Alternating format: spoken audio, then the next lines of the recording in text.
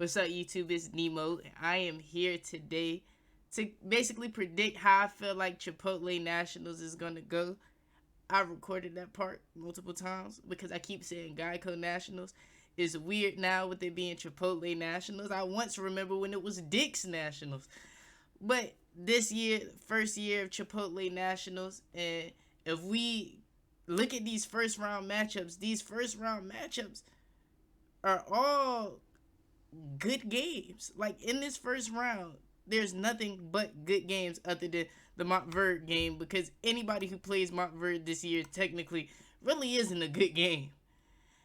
And so with that being said, the first game that's going to be played is going to be April 4th at 2 o'clock. You got Paul the Sixth going up against IMG. Now, they played earlier this year down in Florida at the City of Palms, and Paul the Sixth came out on top. It was a 1-point win. And this is my prediction. If you disagree, let me know in the comments. If you agree, let me know in the comments. But with this being said, in the City of Palms games, Paul the Sixth came out fast, and they had a 7-point lead at the end of the first quarter. Now, IMG outscored them in every other quarter in the game. They didn't outscore them by a lot, but they outscored them in the second, the third, and the fourth quarter, which ultimately ended up with Paul the Sixth winning by 1 point. I feel like if IMG doesn't get punched in the mouth and are able to keep it competitive or even win that first quarter, they win the game. So, as good as Paul the Sixth is, and I feel like Paul the Sixth, other than prolific prep, I feel like Paul the Sixth has the biggest chance to give Montverde some trouble. I feel as though Paul the Sixth loses this game. It'll be a close game, a nail biter in my opinion, but I feel like IMG, and they're playing better ball here at the end of the season. I feel like IMG is going to be able to close it out and move on to the next round. Now, if we go over to the next game that'll be played at 4 o'clock, we got Long Island Lutheran going up against Columbus. You got Cayenne Anthony and VJ Edgecombe going up against the Boozer Twins. And these guys played earlier this season. I think it was at Hoop Hall. And Columbus dog Long Island Lutheran. I ain't gonna lie. And I feel like Columbus is one of those teams, watching them, I've seen them play really good, and I've seen them play really bad. But because of how talented they are, those really bad games, they still find ways to win those games. I think Columbus wins this game. I don't think it's as convincing as the first matchup, but I feel as though Columbus wins this game because of their star power and their size. But I feel like VJ is not going down without a fight. I honestly think VJ is top 3 player in the country. I know that's hard to say when you got Cooper Flagg, Dylan Harper, and Ace Bailey, but I feel like VJ Edgecombe is a top 3 player in the country. So I feel like he won't go down without a fight. And it'll be a nail biter. It may come down to the last possession, but like I said, all these games I feel like can have the potential to be really close other than the Montverde game. But I feel like Columbus finds a way to come out on top and win that game. Now we move on to the third game, and we have Prolific Prep and Link. Now,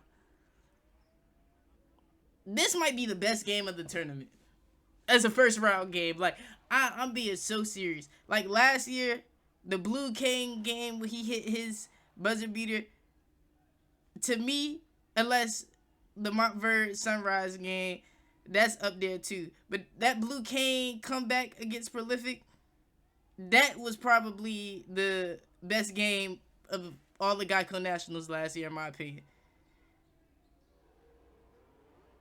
And that was a first round game. This game, to me, has the potential to be the best game of the tournament as a first round game. I don't know. Now, I don't know how they did the seeding. I don't know who does the seeding, but in the future, we gotta avoid these matchups. Nobody want to see Prolific and Link play in the first round. If anything, let them play it. Replace Link with Paul the Sixth. Link with IMG. So they at least have the potential to play in the semifinals here for a chance to play Montverde. But these two teams also played earlier on in the season.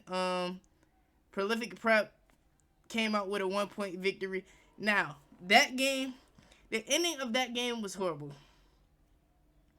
Link, to me, in my opinion, Link blew that game. That was Link's win. Had it in the bag. The game was literally just blown. And I feel like without the mental lapses at the end of that game, Link wins. But I think Prolific comes out on top here. I think part of me wants Prolific to win this game because I feel like they give the best chance to beat Montverde. And maybe it's just me. I'm tired of seeing Montverde win this thing every year. At this point, it's kind of getting pointless to watch. But I don't know. I feel like matchup-wise, Prolific wins their individual matchups. I feel like skill-wise, Prolific has a slight skill advantage. I feel like their star power, the way their roster is constructed, like I just feel like Prolific is the better team. Not saying that Link is bad, because I don't think Link is bad. I just feel like Prolific walks out of this game on top. Once again, feel like it could had the potential to be a 1-point game like their game earlier in the season, but I feel like Prolific wins. Now, going into the second round, I picked IMG to win, and I picked Prolific to win for this 2:30 game on April 5th. I think Prolific wins that game. It may not be close, but I feel like Prolific wins that game. Now, Prolific did lose to IMG earlier this year. But I feel like when it matters the most, national tournament, that's when the stars arrive. That's when the big-time players make big-time plays. And I believe Darion Reed, Tyron Stokes, AJ DeBanza, Aiden Sherrill, I feel like those guys are really going to step up and make the plays needed in order to get their team into the national championship game on April 6th. Now, Columbus and Montverde, I know I skipped over the first round matchup against Montverde and AZ Compass Prep. I just feel like we all know Montverde is going to win. We all know Montverde is going to win. Now, AZ Compass Prep, Jeremiah Fears is my favorite player in high school basketball right now. Big fan of VJ Miller. I just don't think they have the talent, the coaching. I don't think they have what it takes to lace them up on the court and beat Montverde. Now, anything can happen because last year, a lot of people felt the same way about Sunrise. And Sunrise came out there, upset Montverde first round. But that's why I skipped over that game. Going into Montverde and Columbus, I don't think it'll be like the game earlier this season when Montverde dog walked Columbus. I feel like Columbus is going to go out there. They're going to put up a fight. We got another Boozer Twins versus Flag Twins matchup, even though Ace Flag barely gets playing time. Obviously, like I said, I feel like Montverde wins this game, but I don't feel like it'll be a blowout like it was the first time they met up. I feel like it's going to be a game that's within 15 points. Maybe even within 10 points. It's going to be punches back and forth, but I feel like when it's all said and done, Montverde is going to be able to pull away and come out on top, making a matchup between Montverde and Prolific Prep in the championship. Now, in my opinion, watching the two games Prolific Prep played against Montverde this year, Prolific Prep won both games. Their inexperience in their youth just let the game slip out of their hands. And I don't know if it's strictly just inexperience in youth because AJ is in his second year of high school basketball, even though he reclassed up. Tyron Stokes in his second year of high school basketball, or if it's just lack of coaching. But I feel like Prolific Prep has everything it takes to beat Montverde. But Montverde walks out as champions at Chipotle Nationals. I feel like in order to beat Montverde, you have to play perfect. Or Montverde just has to play horrible.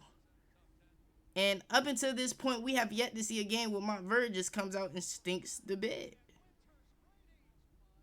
And I feel like Prolific Prep has had multiple opportunities. Now, I know it's hard to beat a team 3 times in a year. I feel like Prolific Prep has had multiple opportunities to beat Montverde and let both of them slip out of their hands. So I just can't see them winning this game number 3 this year. But these are my predictions. Like I said, let me know if you agree. Let me know if you disagree. After Geico Nationals, we'll look back at this video and see if I was tripping. We can look back at this video and see if I was correct. Just let me know down in the comments. If you like the video, make sure you hit the like button. You subscribe and you share the video with your friends. And until next time, I am out.